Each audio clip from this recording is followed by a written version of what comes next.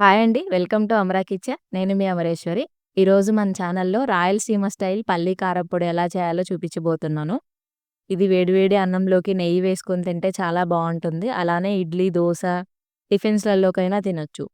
ఈ పొడి ఒకసారి ప్రిపేర్ చేసి పెట్టుకుంటే చాలా రకాలుగా వాడుకోవచ్చండి. సరే లేట్ చేయకుండా ఎలా చేయాలో చూసేద్దాం. ముందుగా ఇలా ఒక మందంగా ఉన్న పాన్ తీసుకొని హీట్ అవ్వనివ్వాలి. హీట్ అయిన తర్వాత ఇక్కడ నేను ఒక పావు కేజీ పల్లీలు తీసుకొని చేస్తున్నాను ఈ పొడిని. ఈ పల్లీలు వేయించుకోవడంలోనే ఉంటుందండి ఈ పొడి రుచి మొత్తం. ఫాస్ట్‌గా అయిపోవాలని చెప్పేసి అసల అలా వేయిస్తే అంత రుచిగా ఉండదు. గింజ లోపలి వరకు వేగాలి ఎప్పుడైనా. సో, నేను ఈ పావు కేజీ పల్లీలు వేయించడానికి నాకు దగ్గర దగ్గర 17 మినిట్స్ పట్టింది టైము.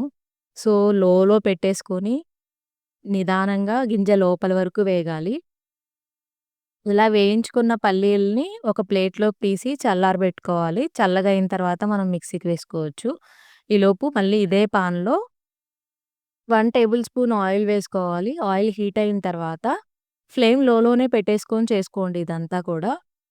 2 టేబుల్ స్పూన్ ధనియాలు, 1 టేబుల్ స్పూన్ జీలకర్ర వేసి మాడిపోకుండా వేయించుకోవాలండి. ధనియాలు, జీలకర్ర ఒక 2 మినిట్స్ అలా వేయించుకున్న తర్వాత ఇందులో ఎండుమిర్చి కూడా వేసి వేయించుకోవాలి. ఇక్కడ నేను ఎండుమిర్చి ఒక 25 వరకు తీసుకున్నాను. కారం బట్టి తీసుకోండి. అలానే ఒక గుప్పెడు ఫ్రెష్ కరివేపాకు తీసుకోండి. కరివేపాకులో ఉన్న చెమ్మంతా పోయే వరకు ఇలానే లోలోనే పెట్టుకొని ఫ్రై చేసుకోవాలండి.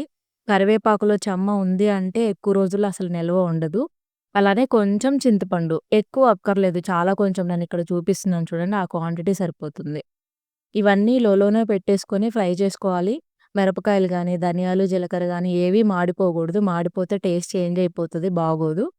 ఇలా ఒక 5 మినిట్స్ వేయించుకున్న తర్వాత చల్లగా అయిన తర్వాత ఇలా ఒక మిక్సీ జార్ తీసుకొని ఇందాక వేయించుకున్న పల్లీలు పొట్టుతో సహా వేసుకుంటున్నాను.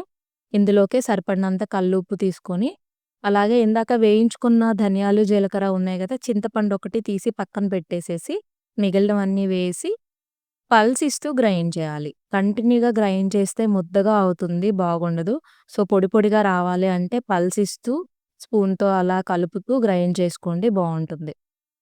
ఇలా గ్రైండ్ చేసిన తర్వాత ఇప్పుడు ఇందులోకి ఇందాక తీసి పెట్టా గదా! పక్కన చింతపండు.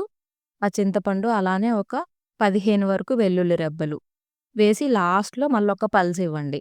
ముందే వెల్లుల్లి, చింతపండు వేయగూడదు. లాస్ట్‌లోనే వేయాలి. ఇలా వేసేసి మళ్ళొకసారి పల్స్ ఇచ్చి గ్రైండ్ చేసుకోండి. చాలా బావుంటుంది.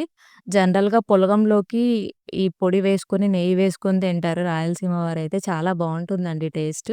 జనరల్‌గా వర్కింగ్ వాళ్ళు గూడా డైలీ చట్నీ చేసుకోవాలంటే కుదరదు గదా! ఈ పొడిలో కొంచెం లైట్‌గా గోరువెచ్చని వాటర్ ఏసేసుకొని, కలిపేసుకొని ఏ టిఫిన్స్‌లలోకైనా తినొచ్చు. ఇది 1 మంత్ వరకు స్టోర్ ఉంటుందండి. చాలా బావుంటుంది టేస్ట్. ఒకసారి మీరు ట్రై చేయండి.